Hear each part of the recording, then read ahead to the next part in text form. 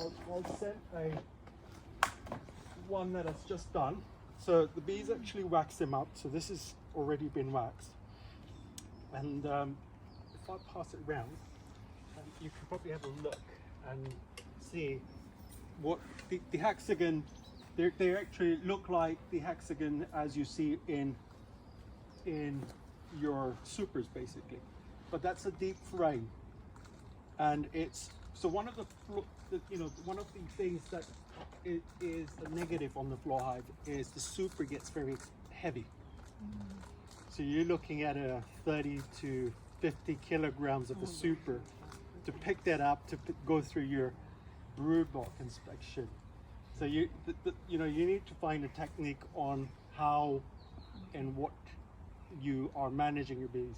I tend to inspect my bees. Once I've done swarm control, I actually reduce the inspection in my colonies, and it's just actually because I can see from the windows of the FlowHive super that the bees are actually flourishing, or there's something wrong. If there's something wrong, I take the super out, go through the hive, and actually check what the bees are like. Has anyone seen the FlowHive video? No? You've seen that. Okay, so what the FlowHive is, it's father-son who developed this particular frame, and it's actually, the hexagons are two different parts in the frame. And you put a key, I'll show you by putting the key in and I'll pass it round. When you put the key in, it breaks that hexagon to that. So the honey then flows down to the tunnel at the bottom where you put a pipe in and collect the honey. So rather than spinning taking the supers off, taking in the house and spinning them, it's actually much easier. Actually, just you can actually harvest with the jars there. I tend now to actually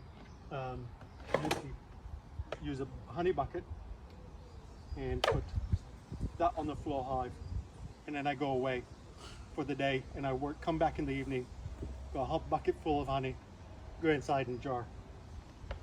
So I tend to do less work around harvesting the honey versus inspection is, I mean, I do normal usual inspections like everyone else, but my harvesting is about, from jarring to harvesting is about 15 minutes. So I can jar,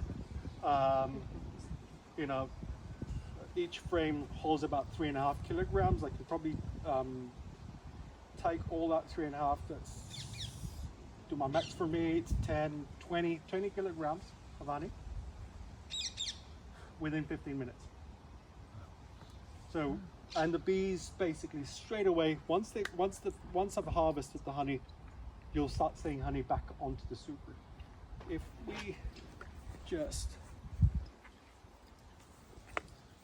have they capped them off? Yeah, they do cap it. So once you've emptied out the honey, do they uncap it?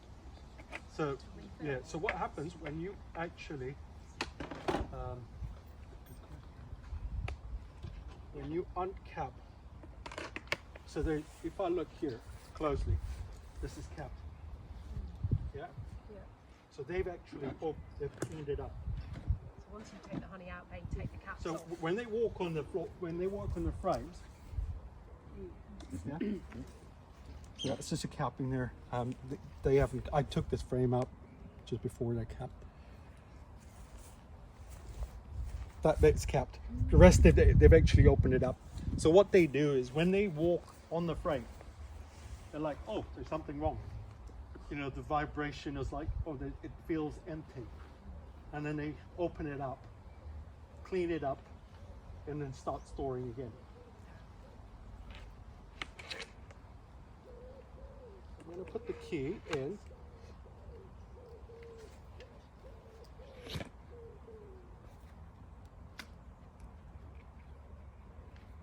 And now if you pass that round, and you can see the hexagons are no longer hexagons. So the honey flows right down to the tube at the bottom, and you collect the honey via that source itself. Now, what are the falls? There's always a plus and minus. First of all, the super gets very heavy. It's a Langstroth frame, so you're looking at a Langstroth frames to work with in the instance. Most beginners are not used to the small handles, and you can get stung very easily if you're not used to handling a frame with very short lugs, versus your British National has longer lugs to hold the frames. Now, advantage of having Langstroth, they've got more space for the bee for the queen to lie in that frame, versus your National, you got like a third out. Leave alone not just the disadvantage of the frame, of inspection of the frame. You can actually start, once you actually know that that's short, you actually hold it from the side. And the bees move up. So if you've got bees that are, once you've held the frame, that you pick it up, they just move up, hold the frame.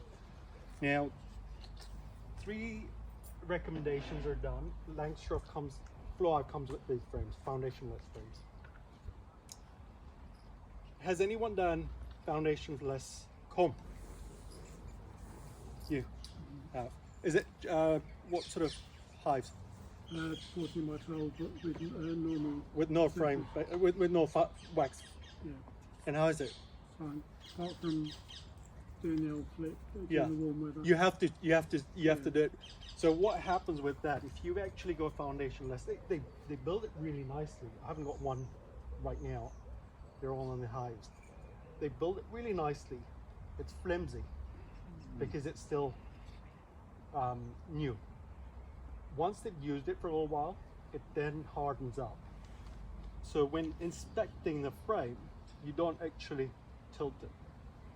You'll break the whole comb. So what you could have is rubber bands in your pocket to, if you do break that, just rubber band the comb and they'll fix it again.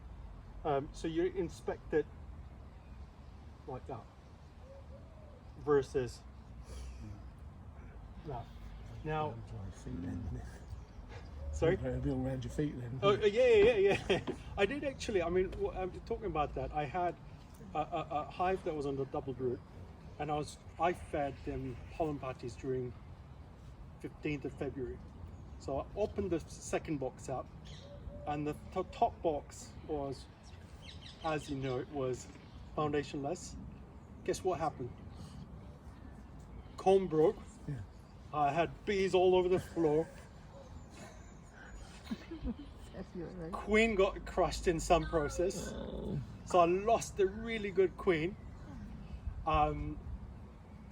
Beekeeper error. Had I just left it, would have been perfect. But it's actually making sure, that where the foundationless frames are. If they're at the bottom, you're fine. If you've got double brood, on the top, does get heavy with the honey. So that itself is pretty heavy. It wouldn't hold the honey well. And if you want to spin that, forget about having the comb back left. So that's not going to be there. Sorry, Paris. So that is a brood frame. That's a brood frame. Yeah, that's good. You can use that super. So your super frames and brood frames. In the US, they use just one standard, or kind of like deep. So where the frame is, it determines what it is. So you could have the frame in the brood area. Yeah. So here's brood. If you have the frame in the super area, where it excludes the queen to grow out, that's your super frame. Now that's a dip frame versus your brood frame. National brood. Thank you. So here's how I started. I started my journey in beekeeping saying, phobia with beekeeping. I was a kid when I grew up in Africa. So African bees is what I've experienced too. As a child, we had a beehive in a chimney. We got the beekeepers come over. They took out the bees, and some went to the dog kennel, stung the dog, and killed it. Oh. Got multiple stings throughout the body. So he killed the dog. So that's the first experience. As a teenager, I was mucking around in the garden. A tall tree we had in the garden, about 30 meters tall, and it was hollow on the top. I was just carving, knocking the tree, and I was like, oh, this nice sound it's making. Tut, tut, tut, tut, tut, tut. One of the bee comes out, sting me right in the forehead. And then all of a sudden, I hear all these buzzing coming around, and a whole, kind of like a whole swarm coming for me. I run from the area. I run about 200 yards into the house, into my room, in the bathroom. And they're trying to get into my room through the windows because they can smell this, Wow. the actual pheromones, you know, from the first sting. So that's kind of like my first experience with bees. Coming to the UK, the FlowHive got published, you know, worldwide, and my dad loves going on the internet and buying stuff, and so he bought the FlowHive, and his mates from Africa says, "Oh, don't bring it to Africa, because the African bees abscond the hive, and there's more likely you're not going to have them using in Africa itself. The UK is better; they're more productive. You'll get more honey. Use it in the UK." So kind of like he says, "Oh, Paris, you've got a big garden. Just put it in the garden, and the bees will come." And so that's how we kind of like started. I looked into that from actually saying yes, I'll put it in the garden.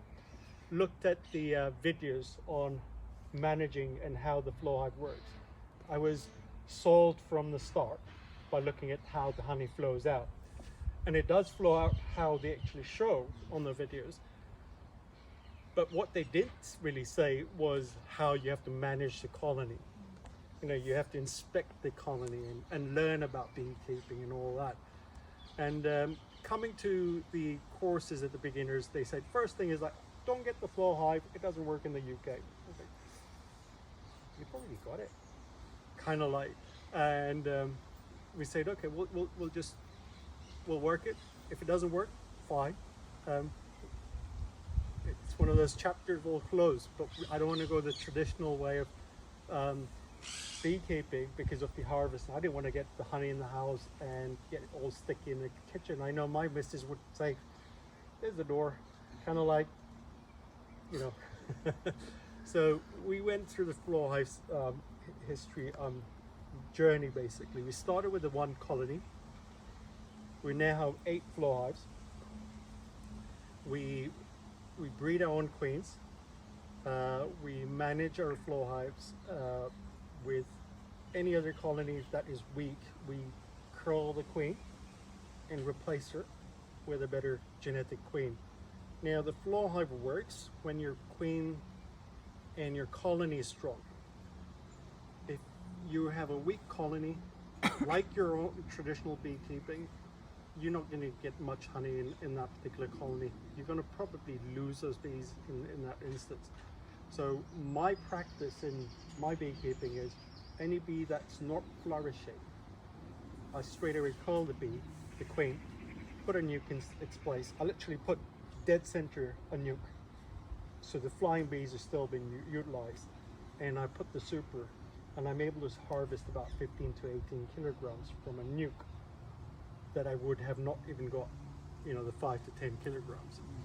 So that's kind of like my management of the FlowHive itself. Now, they are in 2 boxes. FlowHive come in 8 and 10s.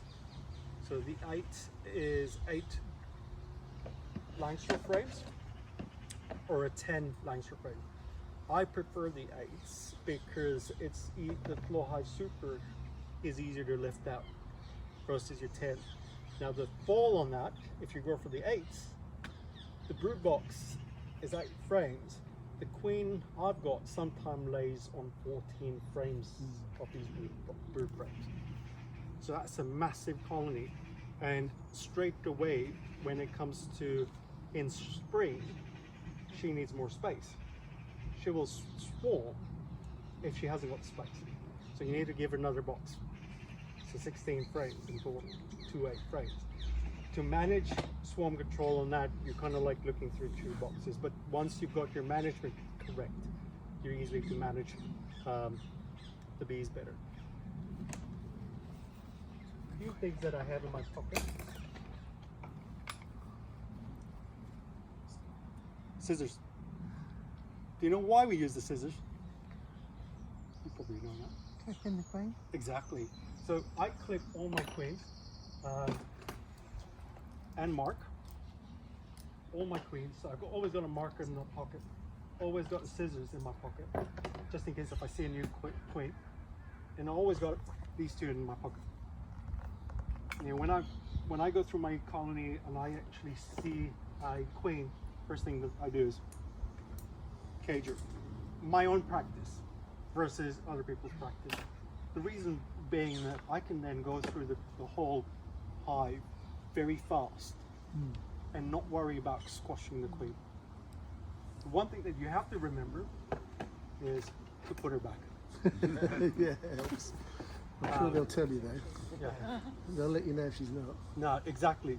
They do have that sound. As soon as I take her out, you got the roar in the brood box, and that roar you can, if you're a beekeeper, you know that roar itself, and that roar is very distinctive. Yeah, it's like, give me my I'm going queen to pay back. for this. I've got 5 minutes before I'm going to die.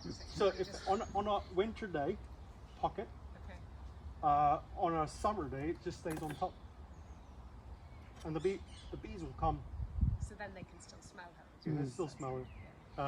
Usually, it depends what I'm trying to do. If it's swarm control season, they'll go in the pocket. Purely because if I find some queen cells, this is why I come to my swarm control. If I find queen cells, I'll be like, I love it. I actually love getting a swarm cells in my colony because I know my colony is thriving. Now, I don't really literally go and cut all the queen cells. What I do is different from what other beekeepers would have said to do. Is I've got the queen, I know she's safe.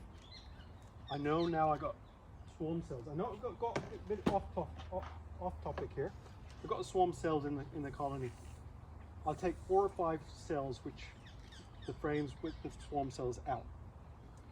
I'll put that on another brood box, and then depending on my nectar flow, so I've got a chart for 8 years when my nectar flow is coming and going. So I know I've got a nectar flow in April, May.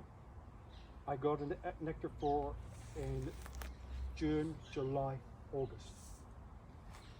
So a little dirt between May and June, and then in early April, if I've got swarms, I need to know basically when my nectar flow is up. Based on the nectar flow, I will then decide how many brood frames will go into the main colony versus just putting one brood frame. I would checkerboard them. Does anyone know what checkerboard means?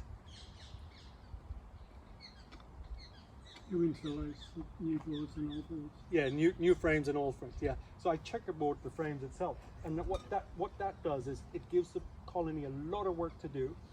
They've got foundation to build. The queen's got, oh, we don't need to swarm now. And the box that I put, the brood box that I took the frames out from, I put another brood box.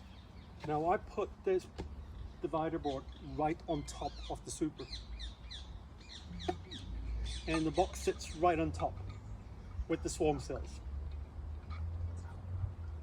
So now you'll be like, oh, how are you managing the colony at the bottom versus top? Once the queen's mated on the top, swap the boxes.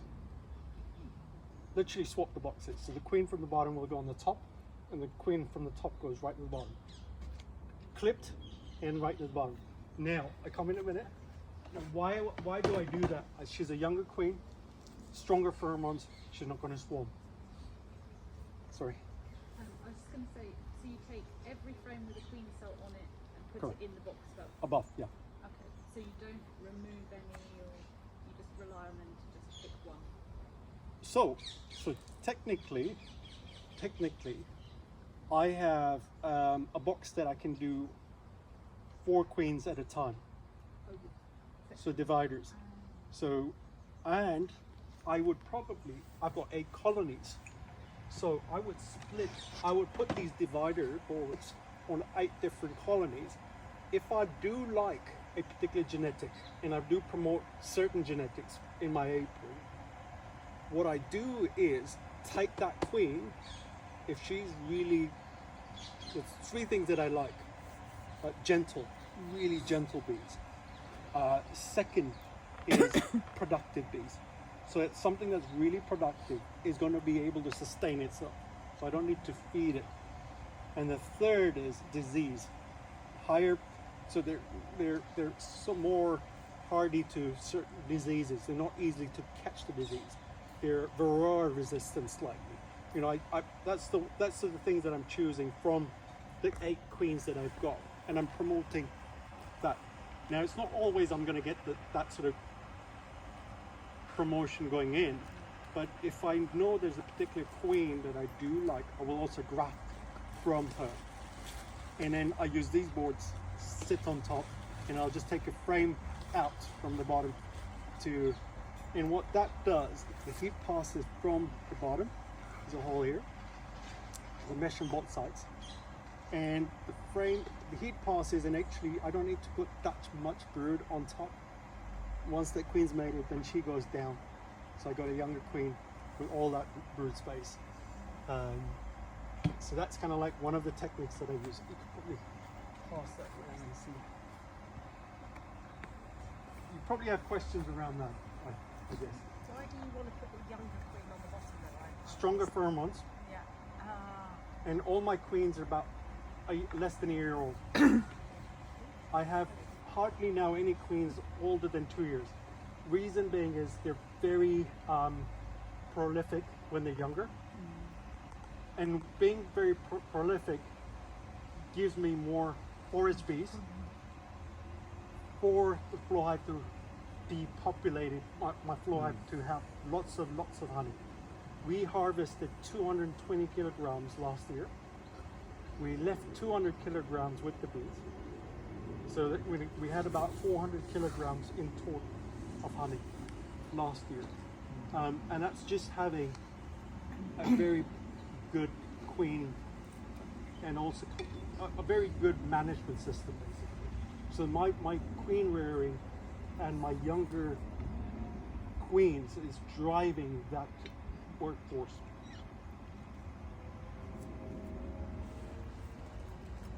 Do you sell queens? I do, as well. That's good to But yeah, I do sell more like the nucleus colony, but queens as well when I have excess. In fact, Patrick's just asked me if I got some queens. So, so a couple of things that has happened, and I think people do say, "Oh, my FlowHive doesn't work in oilseed rape." And oilseed rape, as you know. Does anyone have their bees on oilseed rape? I know someone here has, and he's not speaking up yet. Does anyone else have? No? Amjad, you do. I do, and Yeah.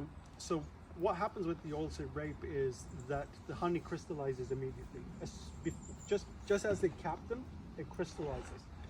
Now, people say, "Oh, it will not work on these," and it has. But it's timing differences. If you time it just right, just before they capped it, and you harvest it, it does come out. You'll find a bit of granular honey come out, but it does come out. You have harvested it last year as well. last year I did, and it's actually very thick. So It is thick. To centrifuge is quite hard work. But as Paris says, the timing is important. And then I did manage to centrifuge, put them in a bucket, and I didn't have time to jar it, and they just set in the bucket. So you just got one bucket full of solid honey, and just not much you can do with it really. But Yeah. So I think what we did in the end, the ones that I hadn't harvested, I've just left them on the brood frame, and I'm going to put them back, just feed it back to the bees. Yeah. So let's say, assuming you had a cold night and you're not around, you're going on holiday, the bees have put oilseed rape and it crystallizes. So you'll be like, oh, I've got a problem now, it's crystallized, I can't really use that. Yes, you can. If the key doesn't turn, what you do is take your hive, take the cappings off on both sides, put it in hot water and put it back in the hive. The bees will basically clean it out. The crystallized honey will become liquid honey again, and you can harvest just a week after from the hive the same honey that you couldn't harvest from the hive. Is that the same with ivy as well? Because we get a lot of ivy. Yeah, so I actually take my supers off before the ivy, because by the time Is ivy worse? yes, because We find ivy worse. yeah, I mean, the reason being I take my supers off just in end of August. I want to treat my bees for raw, and I want to feed less to my bees and allow them to have a bit of the honey that they're bringing in. And that's my sort of practice itself. So I don't take all the ivy honey. If I've got a bit of ivy honey and I've harvested, that's fine. Other than that, I just leave the ivy honey in there. By the time spring comes in, all that honey's disappeared anyway. So I've not really had an issue. I've got probably 3 or 4 frames with crystallized honey on them, but that's brood frames versus my FlowHive supers, and I haven't had an issue with that itself. The other option, where you've got it crystallized and you want to harvest it, and you've taken the hot super indoors, you put that next to a radiator. The same thing like when you would heat up the normal traditional frames. You put that will actually warm up the honey, and you can harvest that again. So I've actually given that suggestion to a beekeeper, and that did work for them. It does work as well. You just need to just let it warm up before you actually harvest it. Now, a few things that people have actually come to me and says, bees are not going up onto the super. So there's few things that has happened with the FlowHive. The queen excluder that FlowHive provides is a plastic queen excluder. I don't like them. I like the metal ones. The metal ones are rounder, and the bees are able to pass through easily through the metal ones versus the plastic ones. I find the plastic ones that bees sometimes avoid going up, and then they stay down into the brood box. Any honey coming in, they pack that brood, and then I got swarm cells much earlier than when they had the space in the super, but they didn't go up. And that's purely because they haven't gone up. So what I tend to do when that happens, on the metal frame, I take a brood frame, which is store frame, and that's full of stores. I take my hive tool, I literally damage the cells, the cappings. I put it at dead center. It's a bit of oozing up off the honey. I put it dead center. The bees will clean that out because they need to clean that frame. They move that up, and they straight away, if you're FlowHive, if you're a new FlowHive beekeeper, straight away they will wax your super, and straight on then, just after that, you will have honey coming in.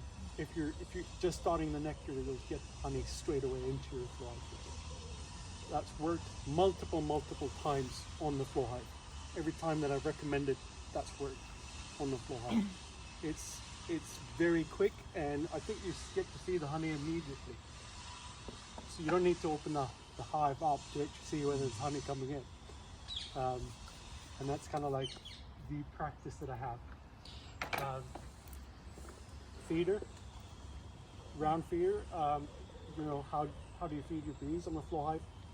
Goes on top of the crown board for wintering if you need to feed your bees. You need an eek for the feeder, and you do put that because the roof doesn't actually fit in with that. So you need to make your own eek or buy the shallow super to use as a eek itself. Can I have questions, if any? Just turn the key to make it hexagonal again. Sure. You want to try it? On the top end. So it's about, for 6 frames, you get about 18 kilograms. And you're not going to break it, so don't worry. Very clever. Yeah. It's clever. You can pass it around if people want to try that. Once you close it, they will actually re-clean it. They clean the frames. Whatever little bit honey there is, they will also move that around and clean, re-wax if there's any broken wax, because of what the frame is, if there's a little bit of gap, and that gap, the bees fill it with the wax. When you break it, it also breaks a bit of the comb. So they come and refix all that. And they over a week's time, they've cleaned it out, fixed it, and you start seeing honey again. So I had a colony that I have right now. 2 weeks ago, super was empty. Super right now is ready for harvesting. Put it either side of that plastic bit to open and shut. Yeah. Yeah. Just kind of move them. So the bottom is to open it to harvest, and the top is to, so you take the key out. And Oh, I once- see. yeah. You're actually forcing the whole thing up. Yeah. I see. Lovely. Does temperature of the day affect the honey flow? Actually, if it's like today, if it's a nice hot weather, the honey really flows very fast. The one honey flow that I really had, which took 9 hours to flow out, the water content on the honey was 14%. And the honey was like a paste versus, it tasted lovely, but it was like paste itself. And I was like amazed how it could flow out from a FlowHive versus, you would have to heat it up. And I didn't do any of that, I just left it. And it just flowed out within 9 hours.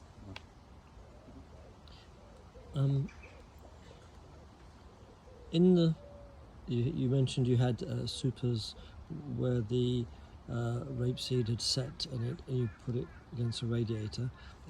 If you put that into a honey cabinet, a heated, which is basically just a hot cupboard, isn't it? Basically?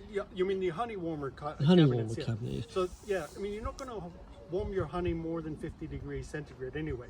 And I think that's right, isn't it? 50 degrees. Yeah, I think. Yeah. So those plastic frames can take more than 50 degrees anyway. That's good. And they are food grade. So FlowHive actually have certified them as food grade plastic itself, so they're safe for using for food consumption. They do take in heat, and you can easily warm them up in those hives. Thank you. In those boxes, yeah.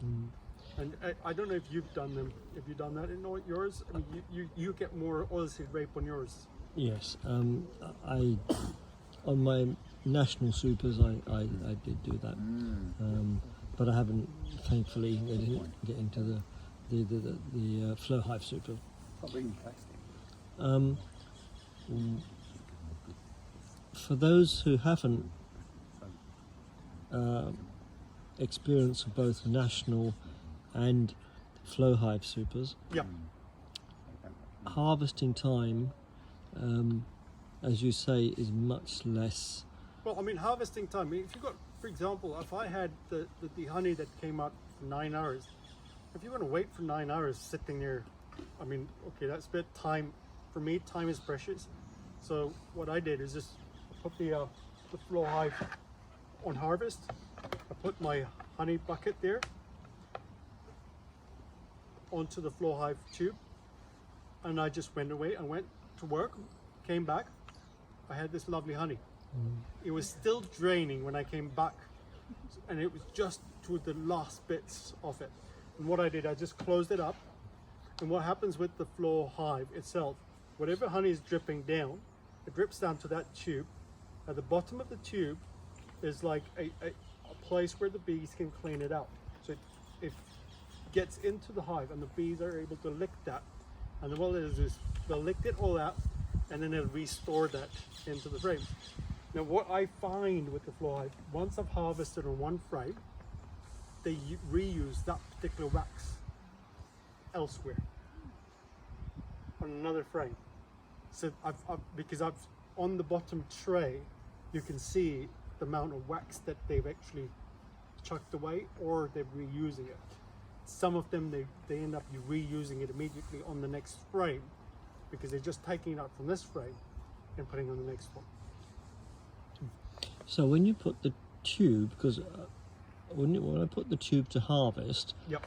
the little plastic end tube they give you, Yeah. I haven't brought that today. so they just basically the lippy part goes on the bottom, and that's it. You just push it in. Yes, it goes in here, Mm-hmm. and finally opened up. It goes in here, and the lip goes right in there. That's it. So that lip basically, they might fill that with propolis because they don't want to really. That's in the hive, so they'll fill that in the propolis, and that stops it from leaking into the hive. When you close it, that little hole down there. Can you see that? Oh yeah. Yeah. Just that hole there. Yeah. So if there's any honey dripping, the bees will put their tongue in there, and you can see their tongues literally, and they clean their tongues up. You can actually see that window from the back. So you'll see their tongues right there sticking and cleaning that honey which is dripping in. And it's tilted, the hive is tilted backwards slightly, so the honey's always coming to the back end. The other advantage I found is when you take your super frames, you have to shake all the bees off. Now, I don't centrifuge because mine are on a farm, so I then have to load all these super boxes full of honey, and several bees normally end up in there as well. Stick them in the car. I have to drive with my veil on home, sheet out the kitchen. Well, especially the nasty bees you have, I Yeah. think. It's the rapeseed, but it's quite stressful for the bees as well as for myself. So I think I'm looking forward to harvesting these next week now, or tomorrow I might be actually, on the FlowHives, which will be much more comfortable.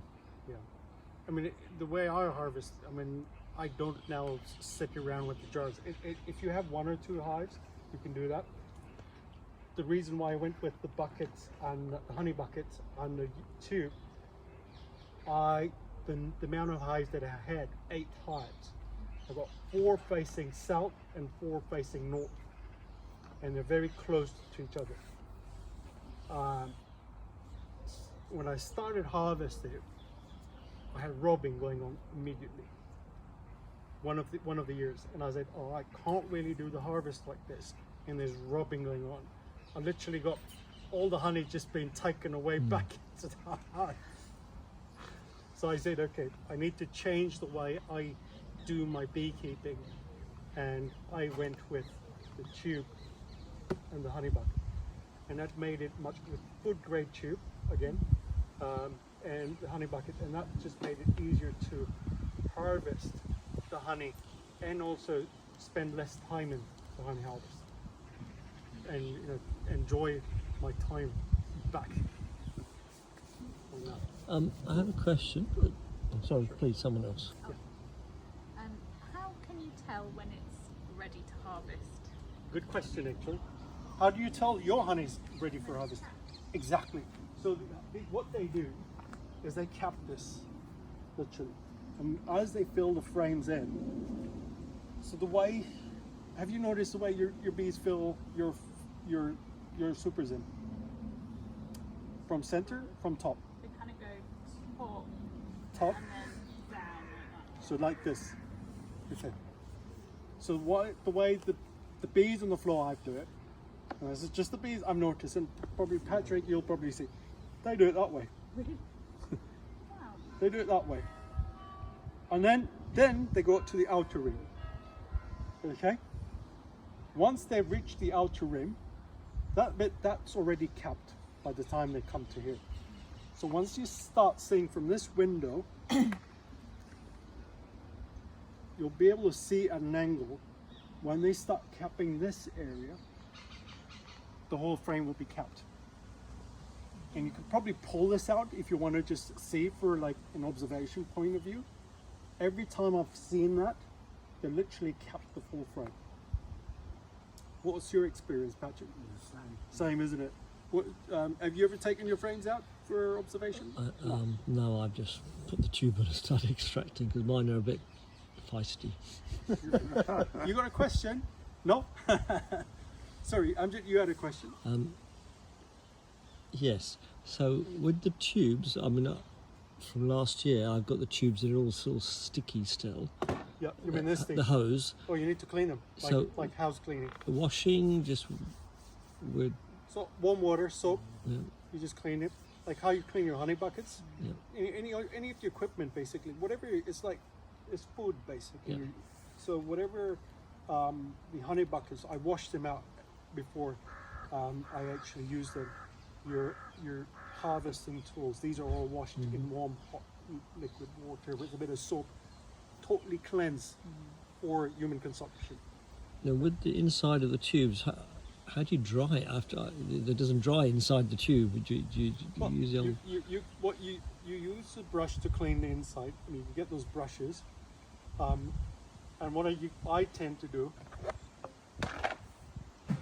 Oh, okay, yeah. get the water out and then stick it upside like that, and in the sun it'll just drain out whatever's left. And that's kind of like my way of doing it, just keeping it clean every time. Every time I use all the honey buckets and all that, I actually clean it up thoroughly. I do not clean the supers. As soon as the supers come out, they're stored in a storage box in the garden. It's airtight storage box so that you don't have wax molts going in there and any other critters or anything that could get in there. So literally it's in the winter outside. Come April, they're on the bees. And the bees straight away clean them out again in April before they use them. And they're working on them immediately. So 1st of April is when I put the actual supers back on. However, it's not exactly 1st of April. It's based on colony by colony. If a colony is 80% populated, you can see 80% of the seams on bees and stuff brood, the supers go on those. They need space. By the time the next brood comes out, they will need actually more space to be. So the supers go on 1st of April purely because the weather is starting to warm up at that point. On the double brood box, sometimes, last year they went around 15th of March. And that was purely because the double brood, there were 12 frames of brood by the time 15th of March came about. And you know, and then mid-April, about 14 frames of brood. Do you find the flavour from each frame? Because when I extract in a centrifuge, I just frame after frame after frame. Yeah. So I think it's more blended. It's more like blended honey. So, There may be different. Yeah, I mean, you could do it with your normal traditional hive. If you're doing one frame at a time, you're harvesting that, you will get the isolated flavors in the frame. Here, I do is just the same way. I isolate because I'm harvesting one frame at a time. into a separate bucket. So I could put 6 buckets there and all 6 frames harvested into the bucket. And each taste from one to the next, even colors, I've seen them being different. Very. I could have a very light honey and a dark honey on the same hive, on the same collecting period. So they've got few bees going this way, few bees going that way, and they're collecting based on where the nectar is. And the bees will actually source that out and bring that in. They keep the honey. If there's enough to keep one frame of that honey, they will actually keep that honey isolated in that one frame.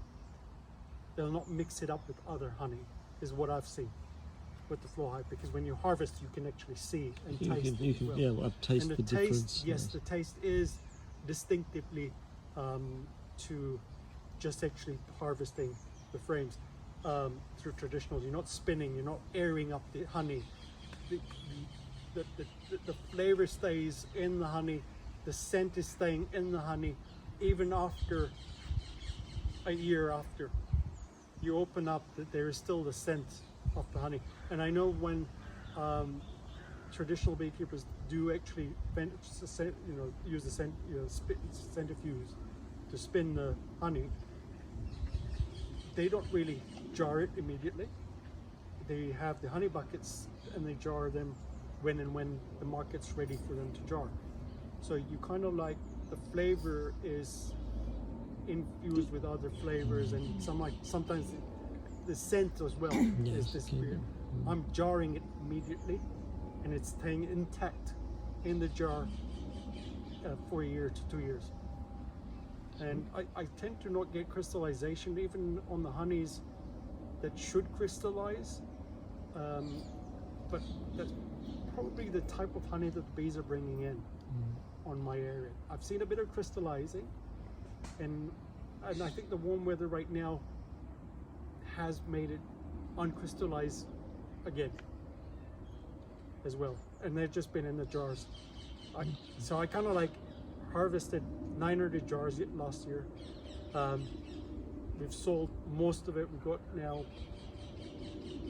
160 jars left, and the ones which are left, there's no crystallization. There's just a little tiny bit.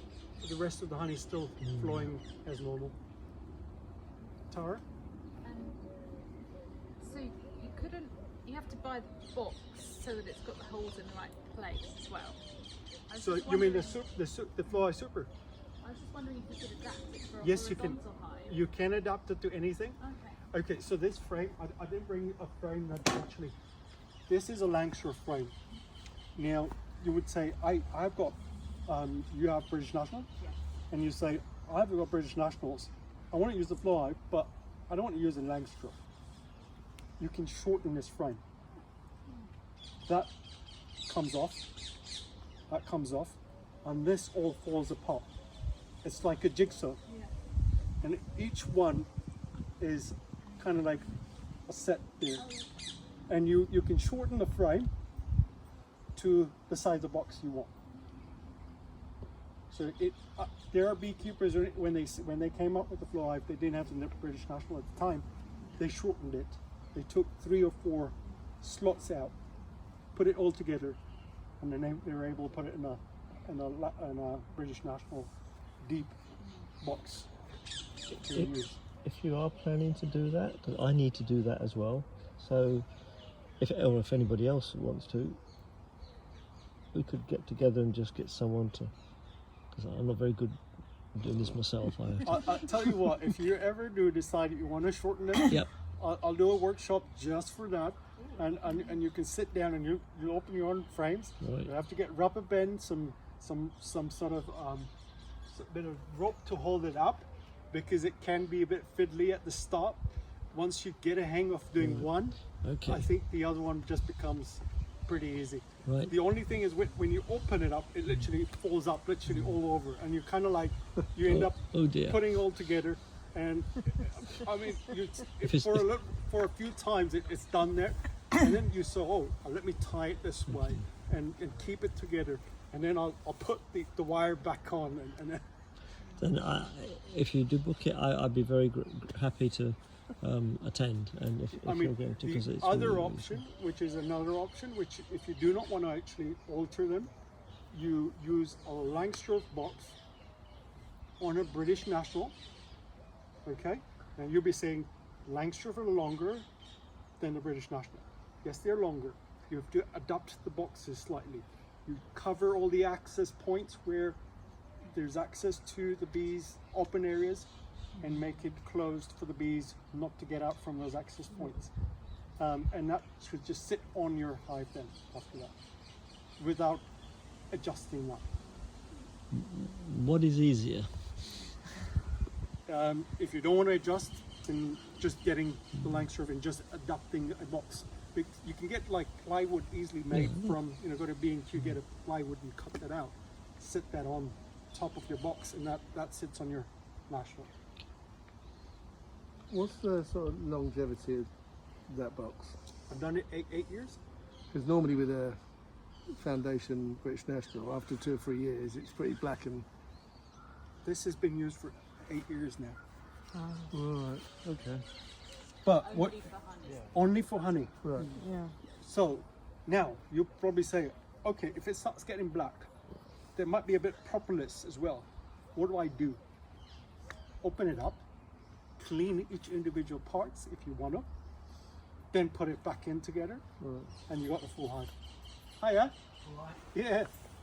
So you could do that. You could clean them out in warm water and soap and soda water, and let all the wax sort of get cleaned out.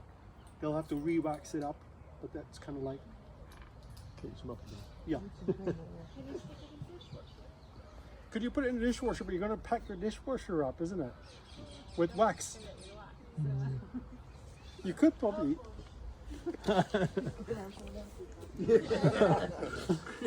Well, take it round to your dishwasher. I need dishwasher. How do you clean your normal boxes, your poly boxes? You put them in soda water, isn't it? And let that soak and all that the wax does actually clean out, and then you can clean that out. What you do is you open this frame out, put that in soda water, and then just let the wax soak in, and then you just brush it off. I use 3 different brood frames. I use an all plastic, I use a foundationless frame, and I use a plastic foundation. Actually, I use 4, and I use the wax ones, the wax foundation. And you say, why do I use all 4 in my hives? Well, I teach as well, so kind of like teaching people who use just foundationless frames how to handle a foundationless frame. It's amazing to see a foundationless frame when you've seen them draw out the comb and actually holding that slightly differently. I've had expert beekeepers come and like, wait, don't touch the frame now, don't tilt it that way because it'll break. It's purely because it's quite interesting to see how they build on that. And when the comb gets darkened and you want to replace the comb, you cut it out and put it back in. And that's all I do sometimes. And I've had the foundationless frames. The colonies that have foundationless frames, 20% is boys, drone brood. 20%. So it's telling us a lot about what the colony wants in terms of the bees itself. 80%. Do you have any drone brood in your? Got a few. Yeah. But In is it one. Very little. is it foundationless or? No, no. foundation, Yeah. That's what I'm actually noticing with the foundationless. You do want it to just, even if you just leave it as is, 20% will be drone brood. I've had 2 brood boxes and 4 frames of drone brood itself, and a colony literally has all that. By spring, all that's drones.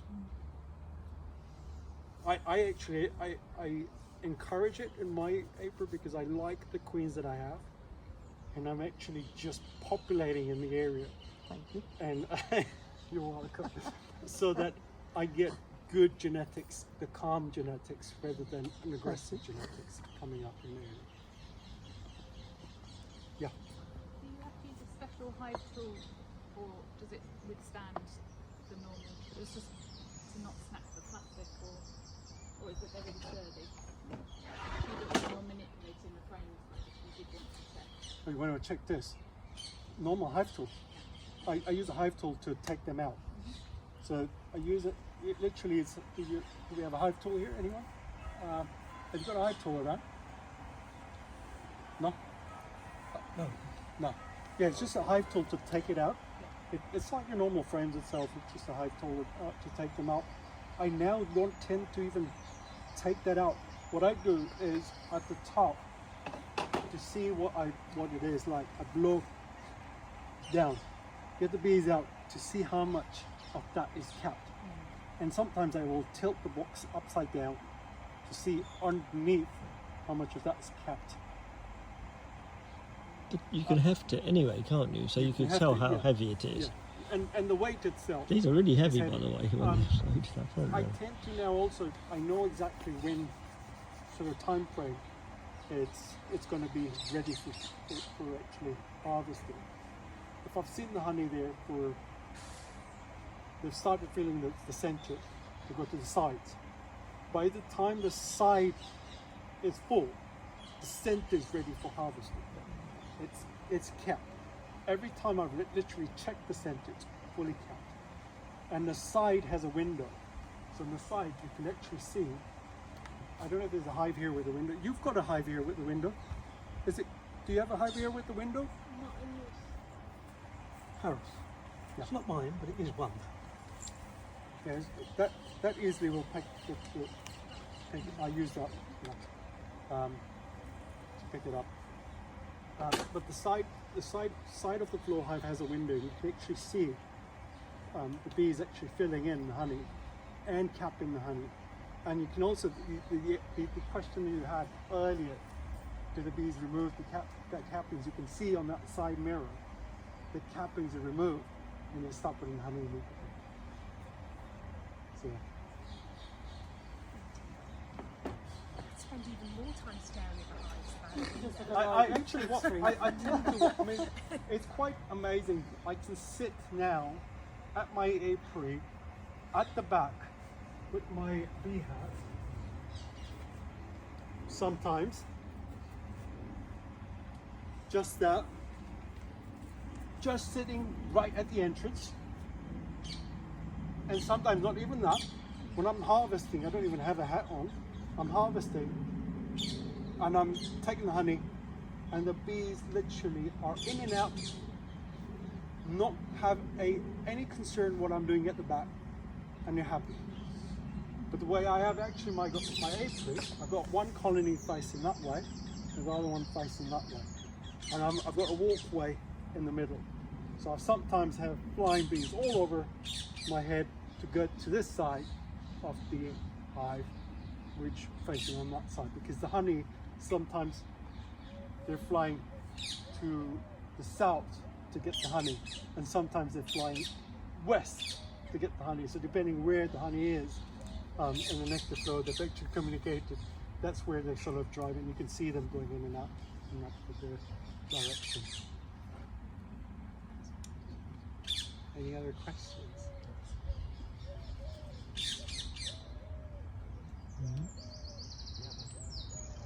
So the most I've harvested in a colony is about 39 kilograms.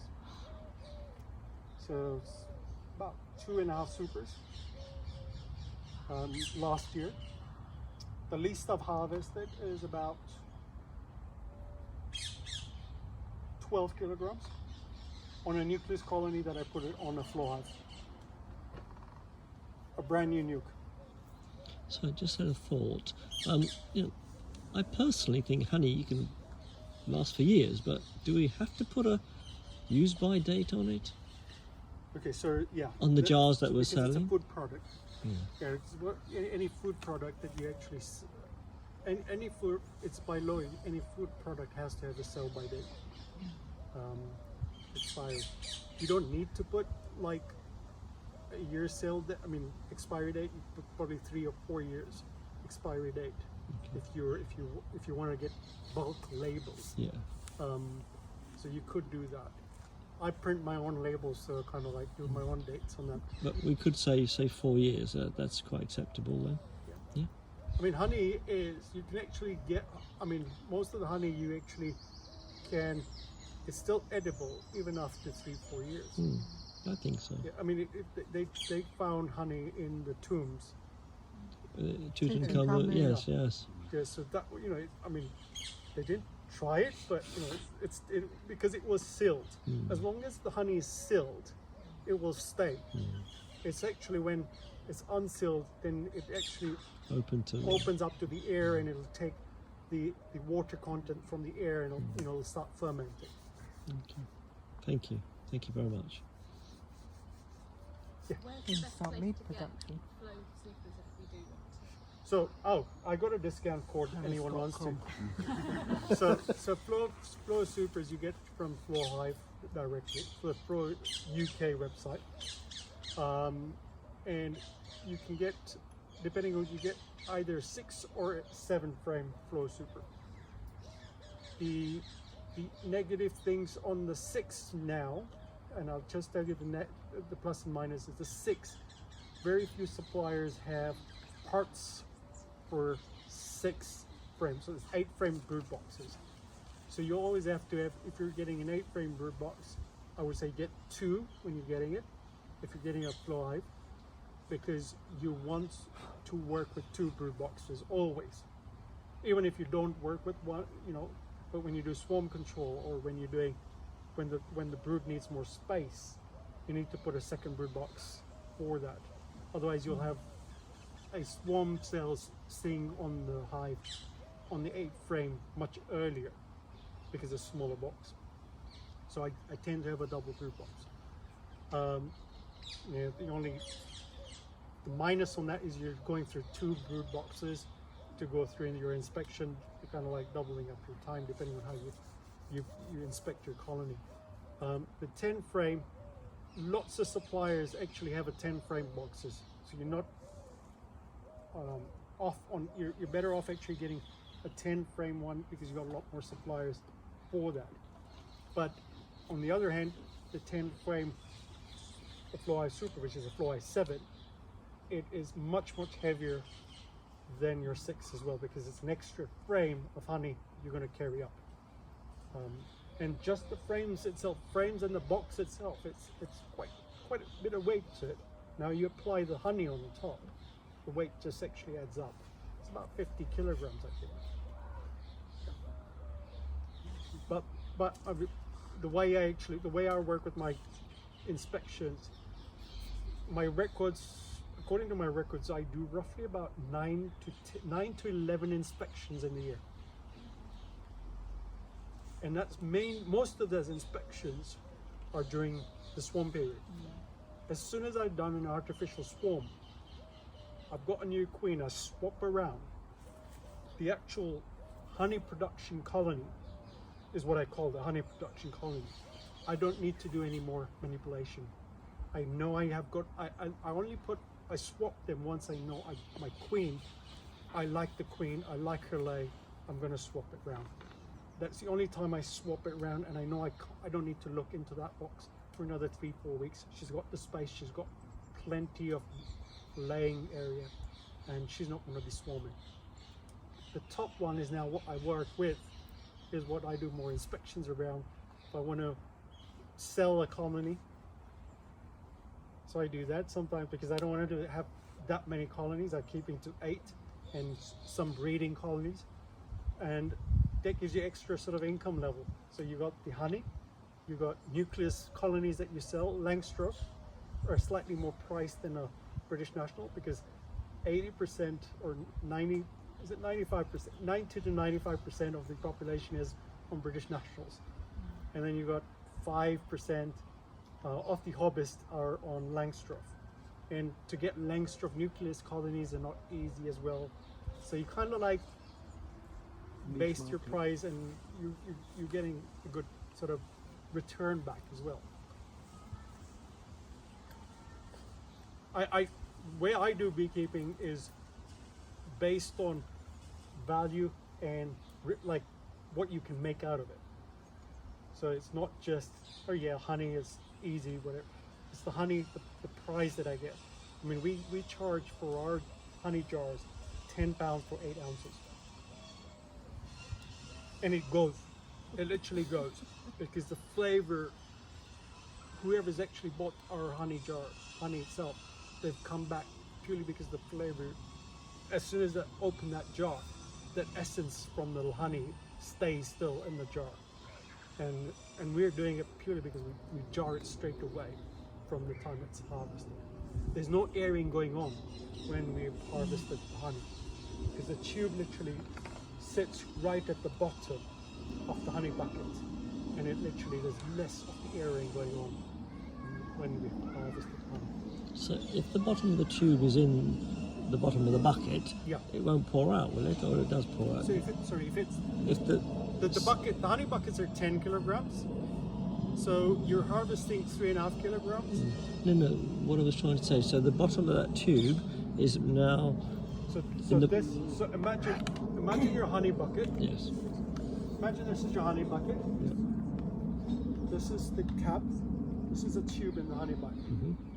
So it's not going to pour out from the honey bucket. No, but if the bottom of the tube, if your tube is actually touching the bottom of the honey bucket, the inside of the honey bucket, Yeah. it won't pour out because it's immersed then, isn't it? It's immersed in honey. Yeah, it'll still pour out. It will still pour out. Okay. Oh yeah, okay. Oh yeah, I got your point here. Sorry. Yeah, I understood. Yeah. Yeah, the but bucket's lower, yeah, it does still pour out. Okay. Because the height of the honey is Yes, where it's so flowing you've got a from. gradient. So it's like liquid, as like water, Yeah. where it's flowing from, it will flow upwards. Yes. Okay. So yeah, it does flow out Thank you. if it's immersed in the honey. Yes. Thank you. Yeah. Yeah. Amjad was converted recently, or a few years back. Yeah, I'm still trying to convert all because now I've got some national supers, and I've got 5 FlowHive supers which are converted onto the nationals, and You it's very actually messy. got national supers. You've got national. I've got FlowHive national supers just FlowHive supers before they stopped making them, which is a real pain. So I asked them if they would make some more for me, and they said no. Yes, they're coming from Australia, so So, I mean, the whole world is on Langstroth, yes. and it's just us British are on the British national. It's, what can you say? But I mean, I think in hindsight, I mean, you told me you should buy FlowHives at the beginning. In hindsight, I should have done. It's an expensive conversion, though, isn't it? If you've just got a small number of hives, it's quite an expensive. I've got an extractor, electric extractor, which Yeah. is what, £1,000. Yeah. I want to sell it because I won't It's need it redundant. anymore. Yeah. You know. I mean, So for me, time is really precious itself because I don't get much time. Work. My profession is I'm an accountant, so work is very long hours as well. So it's the only weekends is my beekeeping. So I tend to do, like, if I'm doing harvesting of honey, I mean that's going to be a lot of my time on a traditional It one, is, isn't it? It going takes away 2 just on days. harvesting. 2 days. When it comes to harvesting. So I kind of like found the FlowHive much easier to harvest the honey. I mean, I can Because your wife's kitchen is all over. do 3-4 supers in an evening, and it's jarred up. I'm going to stop recording now. I'm going to stop recording now. Yes, you can stop that. That's fine.